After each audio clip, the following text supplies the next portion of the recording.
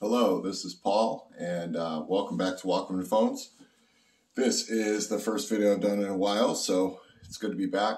Today we're going to do a little review on a little phone called the Apple iPhone 13 mini. The version that I got came out this year, 2022, back in March, right around St. Patrick's Day. It is the green model that you can't really tell is green, to be perfectly honest. You have to catch it in a good light or out in the sunlight, you can tell that it's green. I wasn't going to gut this phone. I like small phones. I've always liked small phones, but I have made the transition over to bigger screen phones, and it's been fine.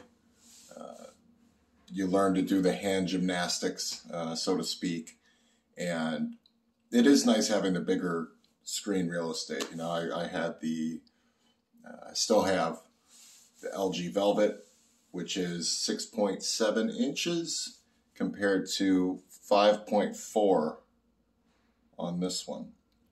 But what's so beautiful about this one is the lack of bezel, right? So I brought out the trusty dusty iPhone 7 to kind of show you the difference. And even with the bezels prominent on this one, they're still basically the same size, right? And the iPhone 7 is a 4.7 inch screen compared to a 5.4 inch screen. This is also OLED, which is very nice. The colors pop, everything, the blacks are inky, and I've been very happy with it. The only couple knocks against it that I would say, the fact that the 13 mini dual camera, right? It takes fine pictures. It's great. No noticeable difference between other high-end cameras that I can tell.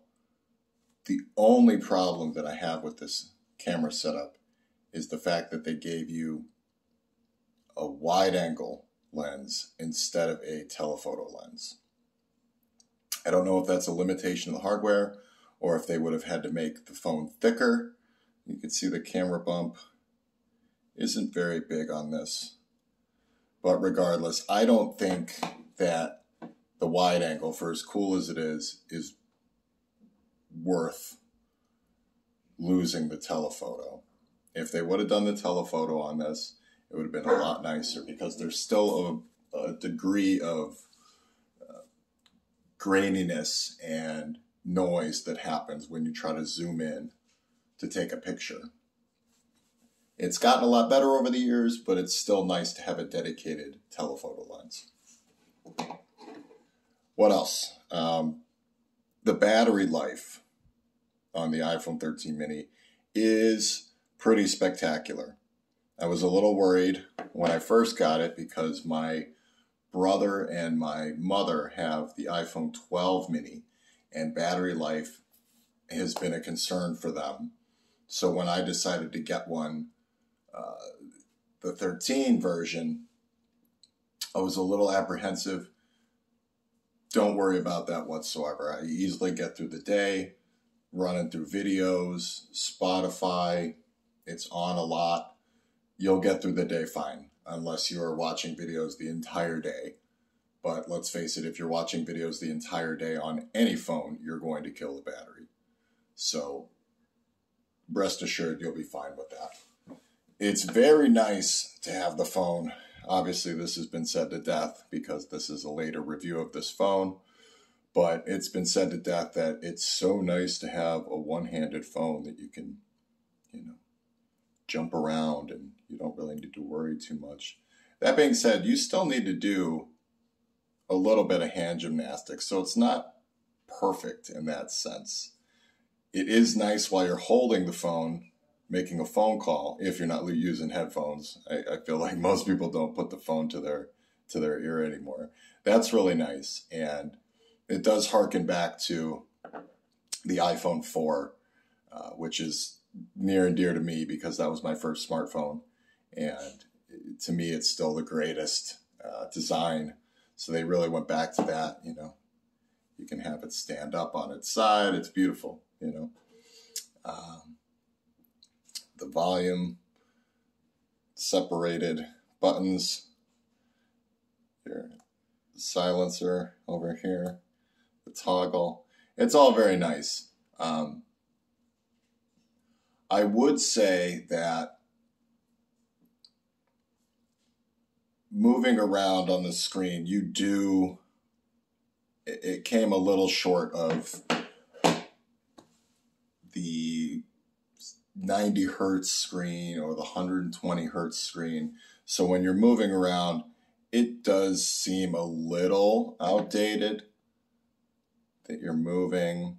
It moves, it's nice and smooth. It's a tick slow compared to what modern things would be with the 90 hertz and the 120 hertz.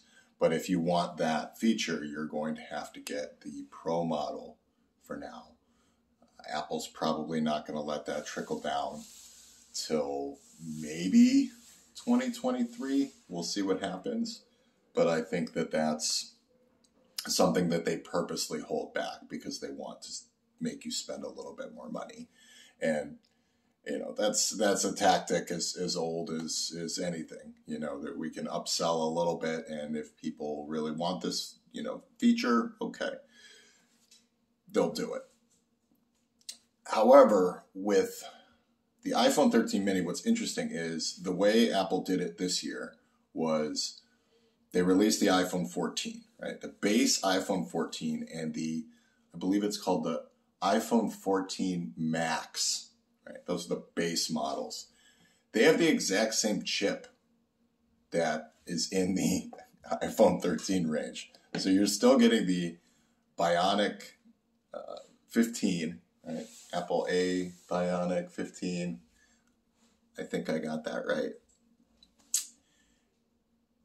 So to me, if you're looking for a smaller phone and you're concerned with, oh, that phone is from last generation, this is a perfect time to say it doesn't even matter because base iPhone 14 is running the same chip, basically the same camera setup. So all you're really losing is if you hold onto your phone for a long time, you're probably going to lose a year of updates, maybe, but maybe not because they're running the same chip. Time will tell. It's still pretty early on.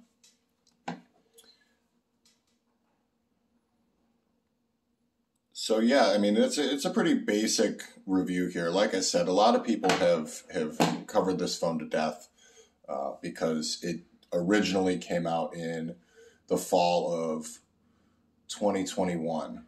So I still regard this as a new phone because it's a different color variant, right?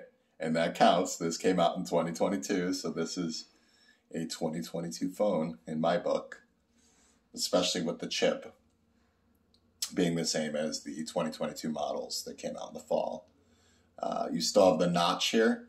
The notch is smaller than it was on previous iPhones. It's still there.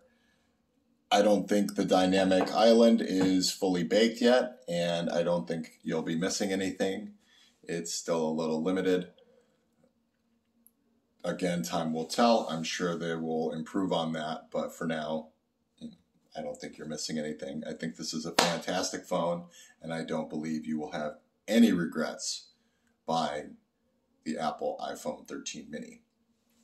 Okay, so we have everything, just real quick before we go, we have everything laid out here. I wanted to bring out, like I said, the iPhone 7 to compare, and this is, let me bring it back, the Essential phone, right? The Essential phone is one of my favorites from years ago, right?